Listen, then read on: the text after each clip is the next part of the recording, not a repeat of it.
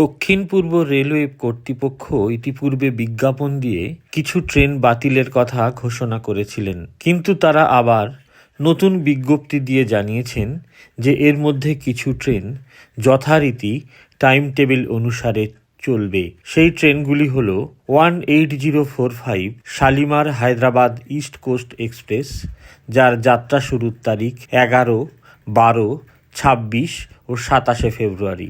18046 Hyderabad Shalimar east coast express, যার journey শুরুর তারিখ 12, 13, 27 এবং 28 ফেব্রুয়ারি।